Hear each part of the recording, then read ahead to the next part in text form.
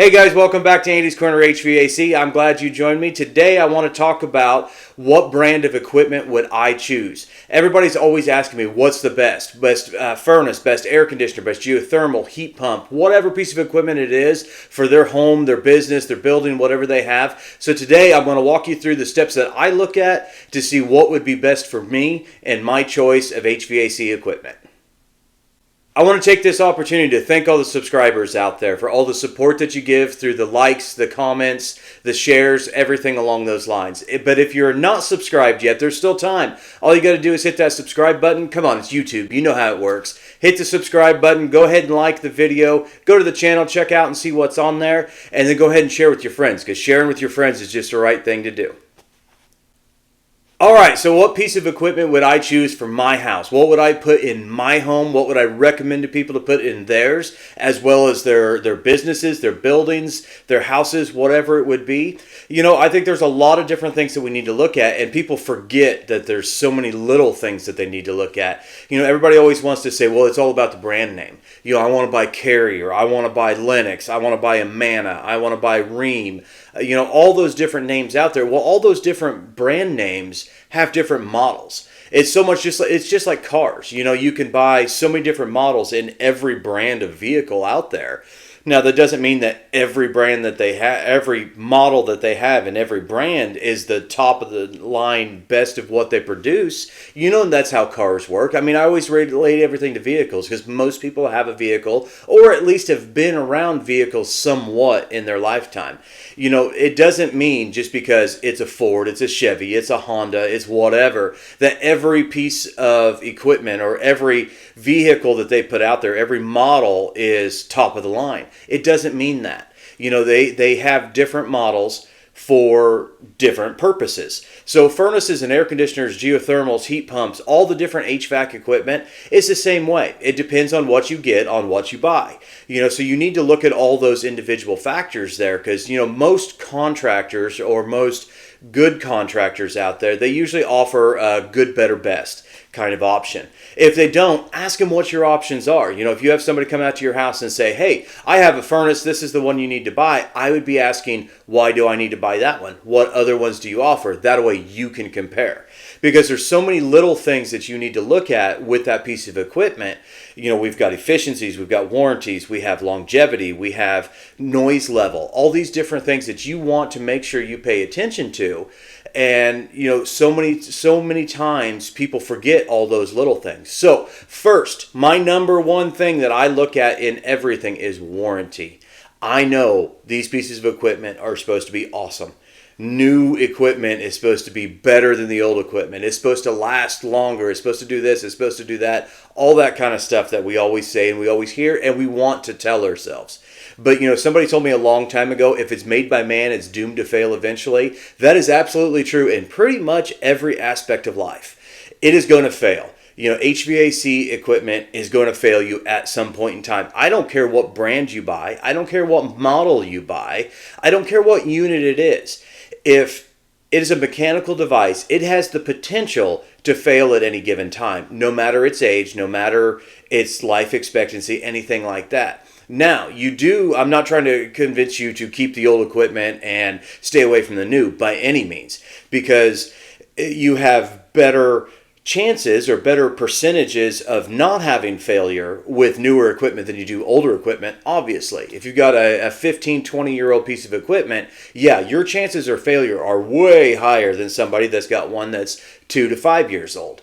You know, all those pieces, all those working parts, they're getting older. But just to protect yourself, because our industry, the HVAC industry, is not the cheapest industry on the block. Now, we're obviously not the most expensive. If anybody pays attention, you know what, right now, and this year right now, you know, look at the price of vehicles, look at the price of food at the grocery store, look at the price of pretty much anything and everything we go purchase out there. You know, inflation is at an all-time high right now.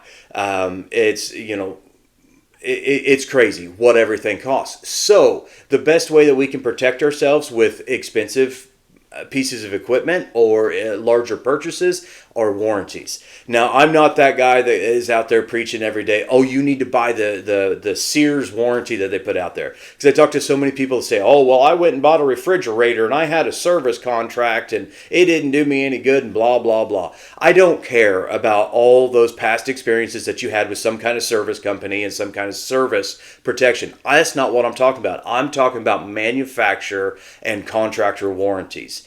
Now, a lot of companies do warranties differently. I happen to work for a company that we provide our own labor warranties, and then we use the manufacturer warranties to warranty the parts and equipment. You need to pay attention to what those warranties are. I hear so many stories of people out there purchasing new equipment for their home, and they say, well, I only got a year warranty. Dude, if you were buying any piece of equipment with only a year warranty, you need to find either a different piece of equipment, see what that contractor offers, or if they don't offer anything else, you need to find a new contractor. A year warranty is meaningless. Most everything out there in the United States, at least, usually has a year warranty or year guarantee of some sorts on it. So, most of these manufacturers out there, they have models that are offering lifetime heat exchangers. Some of them are offering lifetime compressor warranties. Some of them are offering lifetime unit replacement warranties. But at the, modest end of it, most of them are offering 10-year parts and labor. So if you're buying a piece of equipment that only has a year labor and 5-year warranty, you need to be asking that contractor, why can't I get more warranty?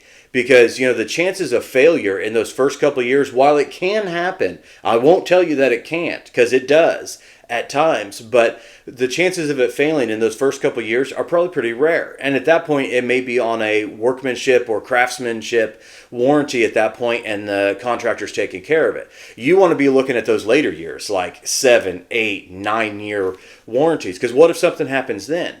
If you have a 6-year-old piece of equipment and you got poor warranties and you have a compressor failure for some reason, which if you do have a compressor failure that soon, this is a side note, but if you do have a compressor failure that soon in a piece of equipment, you need to be finding out what's wrong with that system and what the issue is. Chances are they've got high static pressure, you're not changing your filters often enough, you've let something get dirty, something's wrong with the charge, there's a problem. But we're just using that as an example. So let's say you have a compressor failure at year 8. At that point, with today's prices of everything, the replacement compressor, to have that compressor replaced, the labor to put it in, the freon to recharge it, everything like that, you could be pushing $2,000, depending on what, system you have, what size it is, and all these different things. You could be looking at a couple $1,000 repair. So at that point, if you had warranties, well, it just covers it. So, even look at the minor parts. Look at a contactor, capacitor, fan motor, something like that. You want to be protected on all these parts. So, at minimum, I would recommend anybody, if you're buying a piece of equipment, make sure you have at least 10-year warranties, part and labor. Now, that's the other key to that, is so many people look at it as, oh, I got a 10-year warranty. Well, yeah, maybe you got a 10-year part warranty, but you have 10-year labor warranty. Because how bad does that suck at year 6 when you have to put in a contractor and you're like, oh, it's under warranty, everything's fine, and the contractor comes back with a bill and says, here you go, it's $150.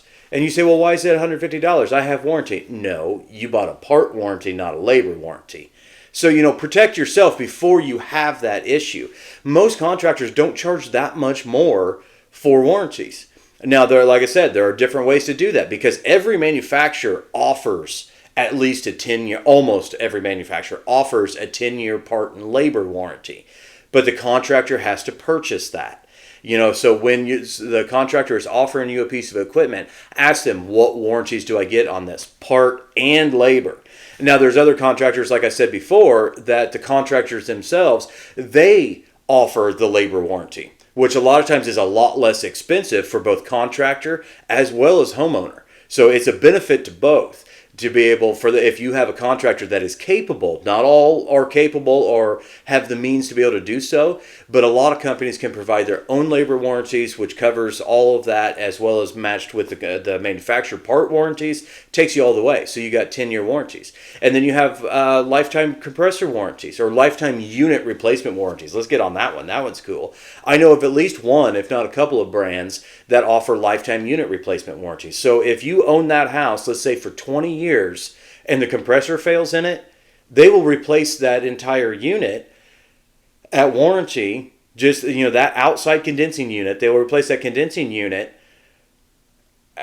with the warranty at no charge at year 20 because the compressor failed. Instead of replacing the part, which is the compressor, they will replace the whole condensing unit. How cool is that? So if I live there for 25 years and I take really good care of this furnace and air conditioner and the compressor fails in it, chances are I can get a new unit. May have to pay a little bit of labor because we do have to pay attention to when our labor warranties expire. And if we're past that 10-year mark, yeah, I'm going to have to pay a little bit of labor. But you know what? Paying labor on a whole new outdoor condensing unit is way better priced than having to buy a whole new system.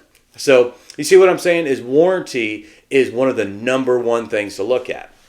Then we can look into efficiency ratings. Now, you have probably seen on some of my other videos, if you watch some of them or check the channel out, I do have my, what people call conspiracy theories about some of the efficiency ratings that they put out there, like the AFUE rating, AFU as well as SEER, seasonal energy efficiency ratio. I do think a lot of them are bogus. And now the government has come out and put mandates that we have to have the SEER 2 rating out there, which that's a whole nother conspiracy theory on that one. But one thing that I will say about all those efficiency ratings is, I don't care what the number is, as far as it's going to be this efficient when it runs, because I think it's bull. But I do know that the models that offer those higher ratings usually have better they're usually better pieces of equipment. Your bare bones basic equipment, they say, oh, it's a 90% efficient furnace. That's a 90% is the bottom of the barrel for high efficiency furnaces. If it's a 90, because now we're dealing with 95s, 96s, and some people claim 98s and all this kind of stuff. But, that 90, well, it's going to be single stage, standard blower, noise level you're not going to like it as much as what you could the other ones. You're not going to have the better parts, the better manufacturing, the better warranties, and that kind of thing. Bare bones, minimum pieces of equipment, they don't offer the great warranties on. Now, I said earlier, you want to look for all those warranties. Well, sometimes you got to pick that model that has the better warranties. Your bare bones basic may only have a year labor and maybe 5-year parts. But your top of the line, well, it may have lifetime heat exchanger, lifetime compressor, lifetime unit replacement. Some of them out there, and it's also matched with a contractor. You offer, 10 years or 5 years, no lemons, and all these other different satisfaction guarantees out there. But those better pieces of equipment that have the higher numbers, those are the ones that offer the better benefits. Usually noise level is better, efficiency is better, warranty packages are better, and all those kind of things. So I'm not saying you have to buy the best of the best by any means. But if you buy bare bones basic equipment, that's what you get. It's just like anything else. If you buy the cheapest model that brand offers, that's what you get. If you buy the better one, that's what you get. It's that simple. People always say, oh, everybody's just trying to upsell me. No, nobody's trying to upsell you anything. I'm not a salesman. I'm not trying to sell you a damn thing. I don't really care what you buy. I know what furnace I bought, which we're going to get into that in a minute. But, I know what I bought. Mine works just fine. I don't care what you buy.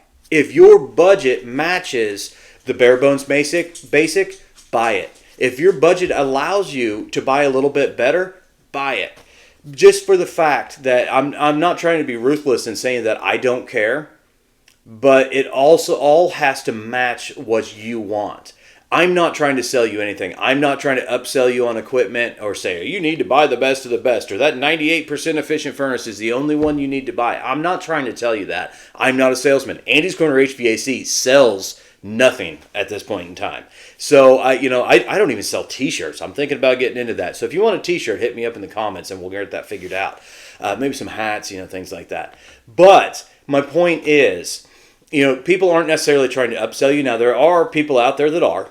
I know what society is, and I'm not saying that everybody out there is doing the right thing. But if somebody is trying to offer you a better piece of equipment, if they do it correctly, I think they give it to you in options and say, okay, here's this one, Here's the good, better, here's the best. Which one would you like to choose? Because that's one of the biggest things. So, the efficiency ratings, I think that's where we need to get into, number two reason or way to pick pieces of equipment.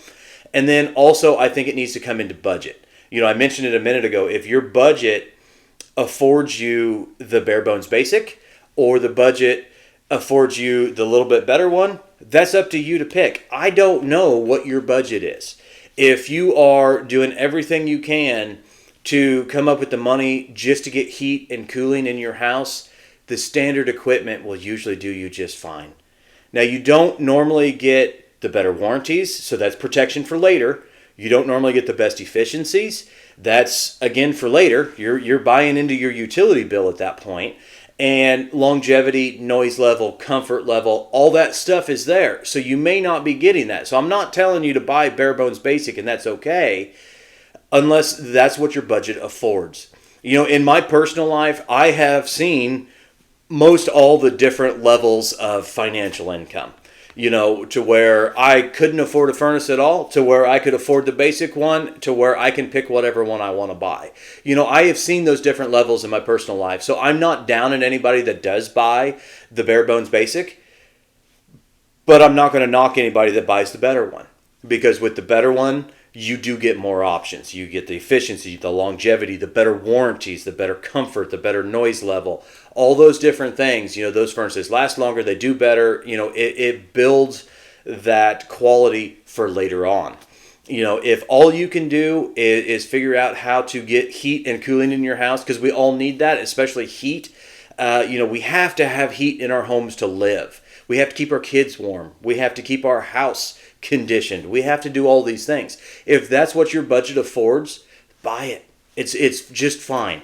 You don't stress out trying to make sure you buy the Cadillac of furnaces and air conditioners. Don't go broke heating your house. You know what I mean? It's now, if your budget allows you to spend a little bit more to invest into the future, do that, because that is always your better option. It's all up to you. I know everyone watching this video is going to be different, but you have to make the decision. But look for those things: warranties, longevity, budget, efficiency. Warranties are, I keep repeating warranties, but so many things revolve around those warranties. So, those are some of the things that I look at. There's more out there, because, we do talk in these videos a lot about contractor, who's putting it in, because that means everything. And that is probably key to all of this, is who your contractor is. But that's for another video. We're just looking at brand and equipment right now.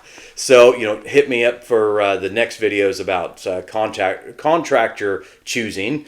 We'll probably come up with a better name than that. We'll need to work on that. If you have any recommendations, hit me up in the comments on that one too. But back to the end of what furnace and what air conditioner do I have in my house, because everybody always asks that. I do have a Mana in my house. People can knock me or they can praise me, whatever they like. Don't care. I've worked on most of or a lot of the brands anyways out there, especially any of your mainstream brands that you see. Carrier, Amana, Lennox, Bryant, part of Carrier, Train, Rheem, Rude, Weather King, Armstrong. List all those different brands out there. I've worked on a good majority of them. And as far as serviceability, because I'm a service tech at heart, always have been, serviceability, Amana, which is also part of the Goodman line, which is also part of the Daikin line, and all those kind of things. Best serviceability out there as far as a service tech to go in and clean things, change parts, whatever it takes. Very simple furnaces to work on.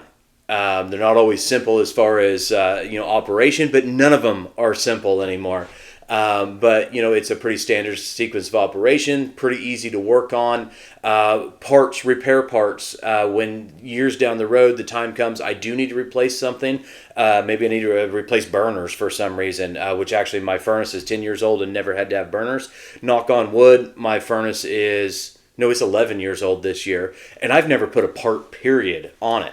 Nothing has ever failed on it. Now, everybody out there can say, oh, you just got lucky. Maybe. I mean, that's part of what it is. But you know what? I had the good warranties to protect me if something did happen. So that's what it is. But, the parts, when I have to buy parts later, they are very reasonable in comparison to all the other brands out there. If you go to some of the other ones, and there's going to be people that knock me hardcore on this one, but Carrier, you could not give me a Carrier furnace. I have worked on a lot of them. There's a couple Carrier dealers in our area where I've worked and serviced, and replacement Carrier parts are outrageous. There are so many people out there that say, oh, I have to have Carrier. Carrier is top of the line. Carrier is the best furnace out there. They're overpriced, overcomplicated, don't get any better efficiency than anybody else. They don't really last any longer than anybody else. They don't really do anything else that anybody else does other than when it comes time for replacement parts, they are double to triple the cost. So I know I'm going to hear from all kinds of Carrier dealers or contractors or service guys out there that say, oh, it's got to be Carrier. You know what? You can say whatever you want. You cannot get past that fact. I will give you a list of parts comparisons on prices. They are more expensive, and they also like to be unique to where it has to be OEM parts on a good majority of their stuff. So, 15 years down the road, you can't use an aftermarket part on it to be a little less expensive for a client. And that's usually what I'm looking for, is what is the best value we can provide to our client. Like a Carrier, you got to go OEM on a good majority of their parts. That's out there. Some of the other ones like Lennox, Train, Rheem, they make good pieces of equipment. I'm not saying they're junk. I'm not saying they're horrible. But I do know that, some of the in comparison to what I like, part replacement is expensive. Warranties, extended warranties are a little more expensive. Some of the different serviceability factors, all those different things come in there. But that's what I choose. And another fact about our industry that a lot of people don't understand, you hear all these different brand names, and like I've listed out a couple of them. There's really only a few major organizations out there that manufacture equipment. Because like I said before, people are going to knock me and say, well, Amana's nothing but a Goodman. A Goodman's nothing but a Daikin. Yeah, those companies are related. Daikin, Goodman, Amana. But there are models of the Amana that you cannot buy with a Goodman. There's models of Goodman that you cannot buy in Daikin. And, so different things like that. And those different warranties different models have different warranty packages, efficiency ratings, noise levels, different parts, all these different things in them. But just the same as look at Lennox. That's a big one that's been around for a long time. Lennox, Armstrong, anything with the Allied tag on it. They're also tied to Airflow. They're also tied with Munchkin Boiler, I believe. All those names are connected together. Carrier is the same as Bryant, Carrier, Bryant, Payne. There's a whole bunch of them out there with Carrier. Rheem is the same as Rheem, Rude, Weather King. I think there's another one out there. York is another big one that has a million different name tags depending on what part you're going with. And they're actually part of, what is it, UPG or something like that, I think is the actual parent company. So, there's all these different brands out there. They're all connected and they're all related. So I think that is another thing that people need to know and understand. So either way, those are the reasons of why I do have an Amana in my house. I have a 10-year-old Amana, 11-year-old Amana furnace sitting in the closet in there, and gas furnace. And I have actually it's new, I just replaced it this spring, Amana air conditioner sitting out there. I've got lifetime unit replacement warranties. I've got 10-year on basic part warranties. And people are going to jump in and say, well, why did you have to replace your air conditioner 11 years? I didn't. When I put my furnace in 11 years ago, I left the air conditioner there because I liked that model that was there. It did have several years on it, but I knew it would last, and I knew I could keep it running because what do I do for a living? So at this point, I know prices are changing, so it was time to upgrade the unit now. Before prices got astronomical, because prices are changing right now in our industry. This year particularly, prices are going crazy. just for the fact that the government has put a lot of stipulations on manufacturers, which comes down to the distributors, which comes down to the contractor, which then comes to the end user, like a lot of you watching this video right now. That's where that whole government SEER 2 thing comes in. But that's a topic for a whole nother discussion. This video got a lot longer than I expected it to, but those are my thoughts on how to choose or what the right brand is. Because just because what I choose, that does not mean that's what you have to choose. That's what I prefer. That's why I pick all these different things out there that I look at with pieces of equipment, and that's why I made my decision. Now it's up to you to take all these little things that I've shared today and pick what's best for you. So I hope this helps a little bit. Like I said before, make sure you subscribe if you're not already. Share this with your friends. That way we get it out there. If you have any questions, comments, anything like that, as always, hit me up in the comments. And other than that, thank you and God bless.